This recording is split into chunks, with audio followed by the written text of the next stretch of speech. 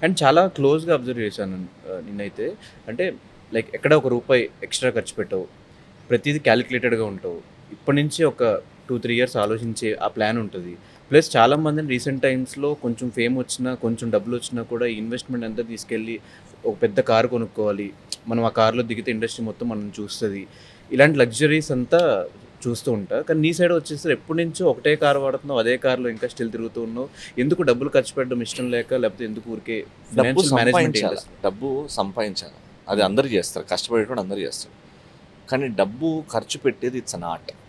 For me నేను డబ్బు సంపాదిస్తున్నాను, road మారట్లేదు. Road అదే రోడ్. నా కార్ ఎందుకు మారాలి? హ్మ్. కూర్చోడానికి నాకు సీట్ కావాలి కార్‌లో. మంచి కండిషన్‌లో ఉండాలి.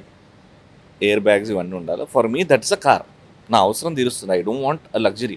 నాకు లగ్జరీ ఎక్కడ కావాలా? డబ్బు సంపాదిస్తే మా అమ్మ నాన్నకి నేను ఇన్సూరెన్స్ చేపించానా? Health insurance. ఒక కాస్ట్లీ హెల్త్ ఇన్సూరెన్స్. వాళ్ళకి నెక్స్ట్ మూమెంట్ ఏమైనా అయింది అని అంటే there is something to cover. నాకు టెన్షన్ లేకుండా. నా బిడ్డ మంచి ఎడ్యుకేషన్ దీంట్లో ఉందా? మంచి ఎడ్యుకేషనల్ స్కూల్లో బాగా చదువుతున్నారు. ఇప్పుడు ఎడ్యుకేషన్ చాలా కాస్ట్లీ అయిపోయింది. దాంట్లో ఖర్చు పెట్టు. నా భార్య ఏమైనా స్టార్టప్ చేయాలనుకుంటుంది, ఒక చిన్న బిజినెస్ పెట్టాలనుకుంటుంది, దాంట్లో ఇన్వెస్ట్ చేయి. బికాజ్ తను నిన్ను నమ్ముకొని వచ్చింది. Correct. You give her that.